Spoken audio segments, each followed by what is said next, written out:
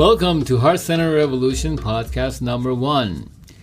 For our first podcast, we wanted to provide you with an introduction to who we are and what our intention for this podcast is. So for who we are Jen and Ramtin Porvasi, and we are the founders of Heart Centered Revolution, an online platform for teaching Kundalini Yoga and wisdom to live a more conscious and heart-centered life. For more information about that platform, you can visit heartcenteredrevolution.com. Our intention for this podcast is to spread the word and the energy about Kundalini Yoga, what Kundalini Yoga is, and how we could utilize the technology, the science behind it, and the practice of it in our daily life to enhance our daily life and become a more conscious, living human being. And we were talking and thinking about what our favorite parts of teaching Kundalini Yoga is, and we love the discussions that naturally happen during classes. So when you teach a Kundalini Yoga class, we all tune in with the sound Om Namo Gurudev Namo, and it links you to the line of teachers that come before you. And so it's like you're opening a vessel or opening a channel in your head, and as you're teaching, just this wisdom and knowledge and information comes through, and it's almost like the students are pulling it out of you from the teachers that have come before you. It's really an amazing experience to be in the flow like that. And we wanted to experiment with sharing that on a podcast so that more than just the people in the room could benefit from it. So that's kind of our original intention, is to take a live class that we've taught and then add any explanation or context that might be needed and put that out as a podcast, because it's such a special experience that we want more people to have the opportunity to have.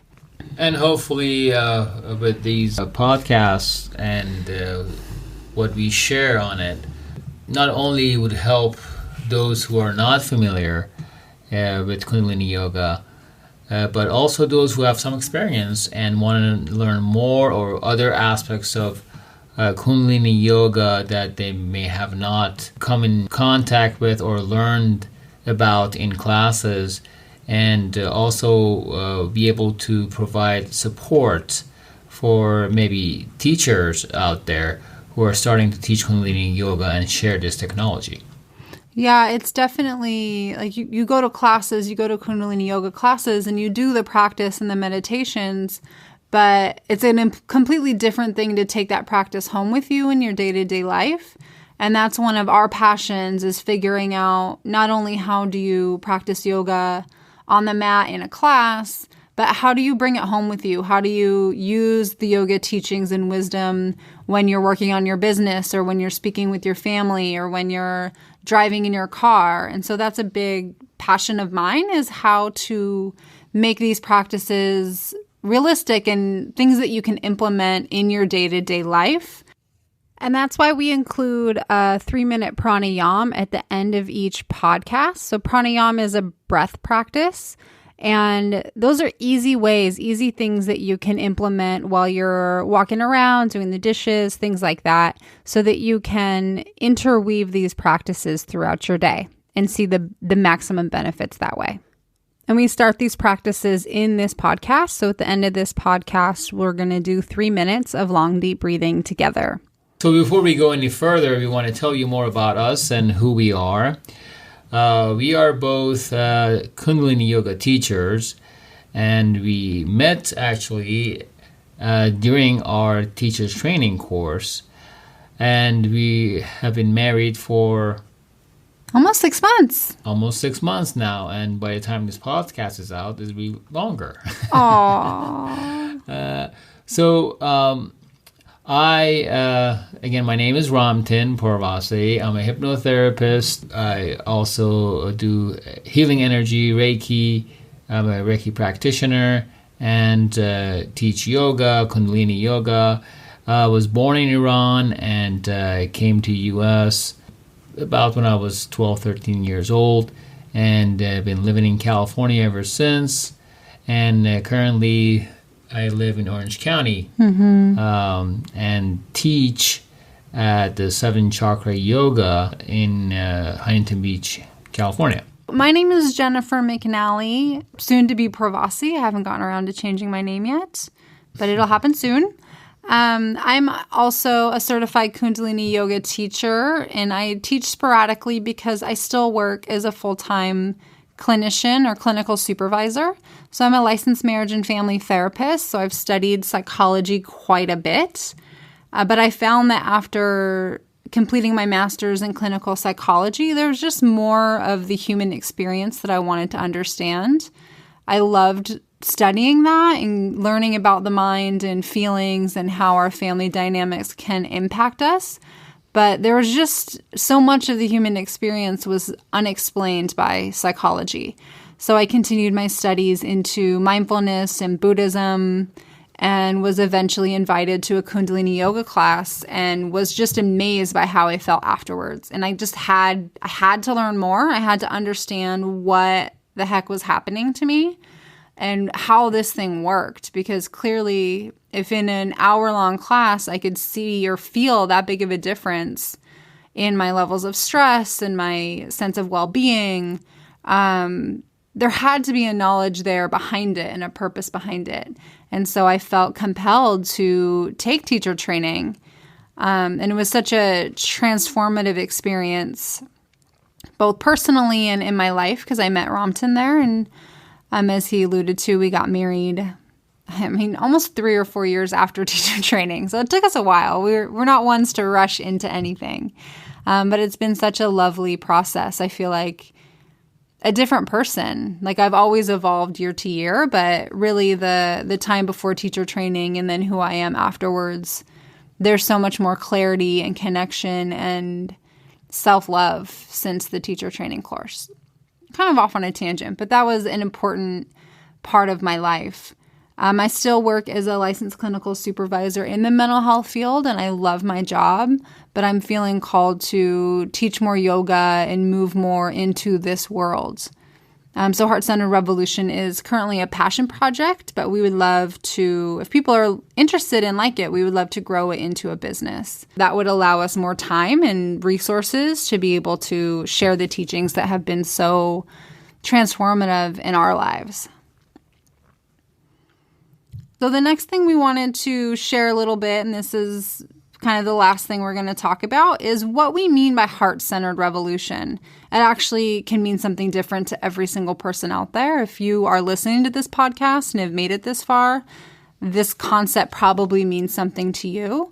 But we wanted to share a little bit about what it means to us. Yes, so heart-centered revolution for us, it's a step towards becoming who we truly are as human beings and not operate only through one aspect of who we are, which is through the head brain, and to become more of the creator we are and connect to each other through that heart center, through our heart brain.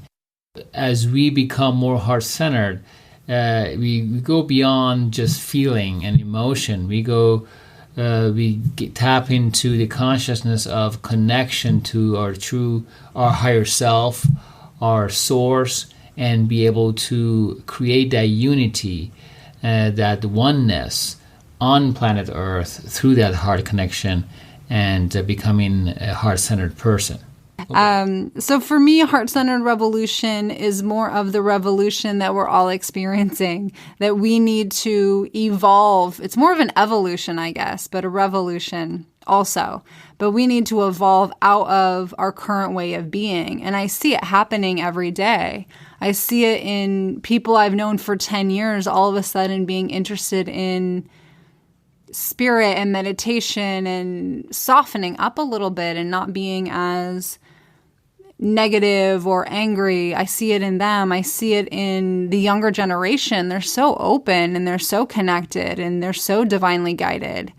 So I see it all over the place, all this evidence that we are evolving out of the Piscean age of competition, of strategizing, of being inauthentic, of lacking compassion, and we're moving into this Aquarian age of having compassion, feeling our connection to the infinite, feeling our connection to one another, and using those connections to guide us through our life.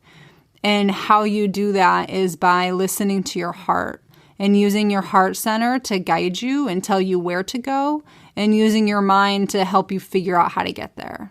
That's the correct balance, is to follow your heart, follow your soul, and use your mind as a tool, because that's all it is it's a tool to help you get where you want to go. And if enough of us do that, then we can profoundly change the way we experience life on this planet. And it will be a revolution and an evolution. And that is what Heart-Centered Revolution symbolizes for me. And by putting this podcast out and putting these teachings out there, that's our little piece. If we can help one person trust themselves, trust that inner voice, strengthen their heart, trust their intuition, and move forward that way and interact with other people that way, then it will have been worth it. That will have been the point. Because a revolution can start with one person. It starts with just a handful of us. And then we'll grow to be a tipping point. So that's it. And as we say in Kundalini Yoga, Waheguru. Waheguru, yeah, that means amazing. Like, isn't this amazing? Waheguru. Yeah. So we're really looking forward to bringing more information, having discussions, and be able to share our, inner wisdom and inner knowledge, but also what we learn each and every day by not just studying and learning, but also experiencing and practicing this technology, and be able to have a deeper connection and with you, the listener, and each other, to be able to continue on the path of, as Jen said, our evolution and expansion of our consciousness. And I always say this, that every day is a miracle. Every action, the functionality of our systems, our brain, our nervous system, our glandular system, how everything is really a miracle that has come to existence for us to be able to experience this life. And as above, so below, and as below, so above, we are here to live for that higher consciousness, that source energy. And as we expand our consciousness, we expand on the existence of the universe and that the spirit. And as we tap into that energy and align with that energy, we are able to become more of who we are in this lifetime. So yes, we are really looking forward to being here and having this communication with you, teaching and learning as we go along. And now we will transition into our pranayam. So please only take the actions that I recommend if they're safe for you. If you're driving, you'll of course need to modify. You don't want to close your eyes or anything. So please sit up straight or stand up straight. Elongate your spine. You can tuck your chin just a little bit so the back of your neck opens up. Relax your shoulders down. Let's take a couple of breaths, just natural breaths.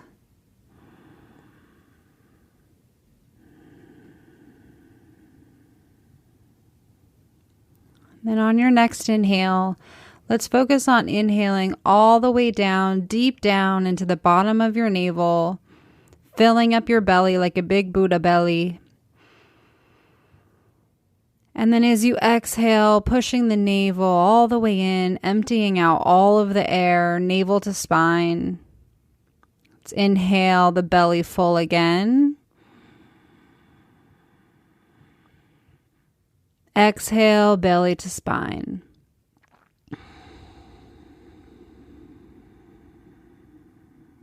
Beautiful. Let's add the ribs. Inhale, belly full. Once your belly is full, expand the ribs, bring air into the chest region. Then exhale, close your ribs. Bring the belly back to spine. Empty out all the air. Inhale, belly, ribs. Now taking one more little puff of air, bringing air into, or breath into the clavicle and shoulders. Exhaling, shoulders down, upper chest compresses, ribs come in. Lastly, navel to spine, emptying all the air out. Inhaling, belly, ribs, and chest.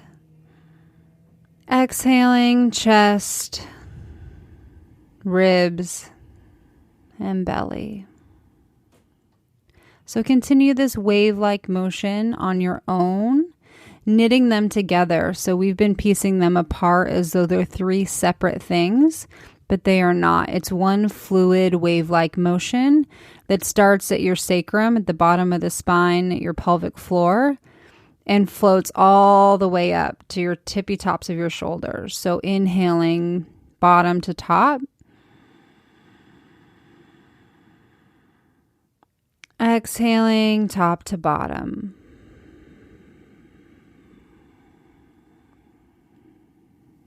Beautiful. Continue at your own pace.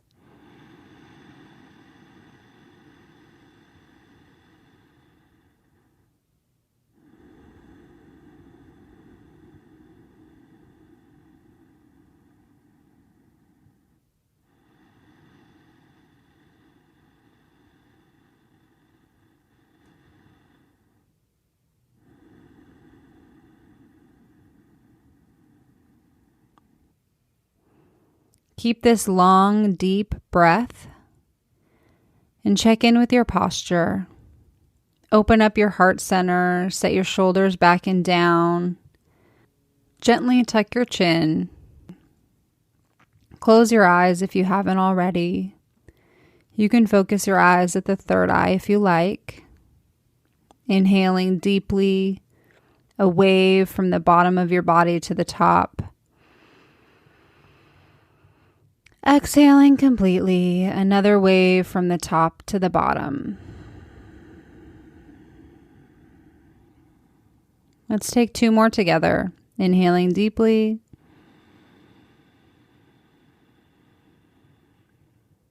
Exhaling completely.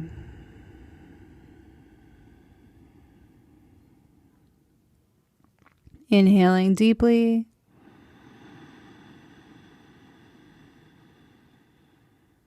Exhaling completely.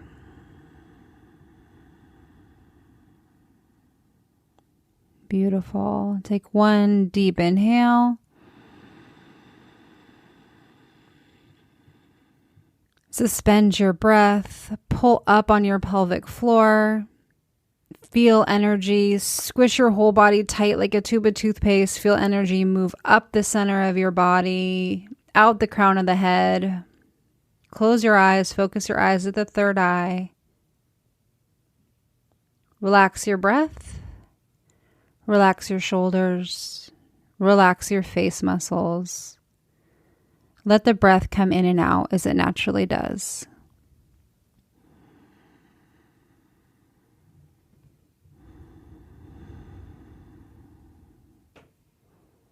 Beautiful, yogis. So that's long, deep yogic breath. It's long, deep breathing, sometimes called three-part yogic breath. Breathing like this is known to calm the mind, balance the emotions, and harmonize the body, mind, and spirit. If you can do this breath even just a few minutes each hour throughout your day, you are an exceptional yogi indeed. It's hard to remember to do.